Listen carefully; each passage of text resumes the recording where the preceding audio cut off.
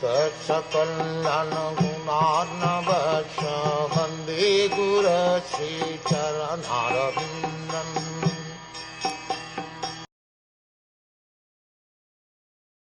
This gigantic manifestation of the phenomenal material world as a whole is the personal body of the Absolute Truth, wherein the universal resultant past, present, and future of material time is experienced. Anything, either material or spiritual, is but an expansion of the energy of the Supreme Personality of Godhead. And as stated in the Bhagavad Gita, the omnipotent Lord has his transcendental eyes, heads, and other bodily parts distributed everywhere.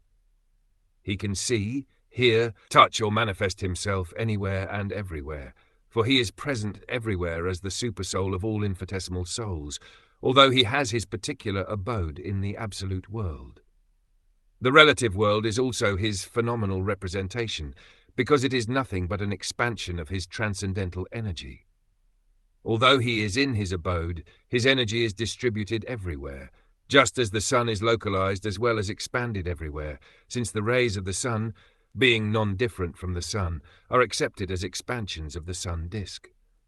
In the Vishnu Puran, it is said that as fire expands its rays and heat from one place, similarly the Supreme Spirit, the personality of Godhead, expands himself by his manifold energy everywhere and anywhere. The phenomenal manifestation of the gigantic universe is only a part of his Vira body. Less intelligent men cannot conceive of the transcendental all-spiritual form of the Lord, but they are astounded by his different energies, just as the Aborigines are struck with wonder by the manifestation of lightning, a gigantic mountain, or a hugely expanded banyan tree. The Aborigines praise the strength of the tiger and the elephant because of their superior energy and strength. The Asuras cannot recognize the existence of the Lord, although there are vivid descriptions of the Lord in the revealed scriptures. Although the Lord incarnates and exhibits his uncommon strength and energy, and although he is accepted as the Supreme Personality of Godhead by learned scholars and saints like Vyasadeva, Narad, Asita and Devala in the past, and by Arjuna in the Bhagavad Gita, as also by the Acharyas like Shankar, Ramanuj, Madhva and Lord Sri Caitanya in the modern age. The Asuras do not accept any evidential proof from the revealed scriptures, nor do they recognize the authority of the great Acharyas. They want to see with their own eyes at once.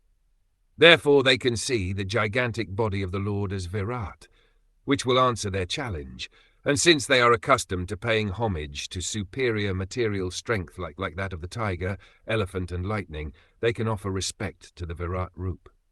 Lord Krishna, by the request of Arjuna, exhibited his Virat Roop for the Asuras.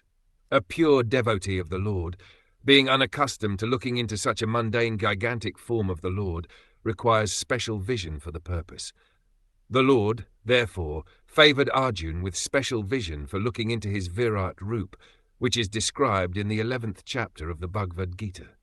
This Virat Roop of the Lord was especially manifested, not for the benefit of Arjuna, but for that unintelligent class of men who accept anyone and everyone as an incarnation of the Lord, and so mislead the general mass of people. For them, the indication is that one should ask the cheap incarnation to exhibit his Virat Roop, and thus be established as an incarnation. The Virat Roop manifestation of the Lord is simultaneously a challenge to the atheist and a favor for the Asuras, who can think of the Lord as Virat, and thus gradually cleanse the dirty things from their hearts in order to become qualified to actually see the transcendental form of the Lord in the near future.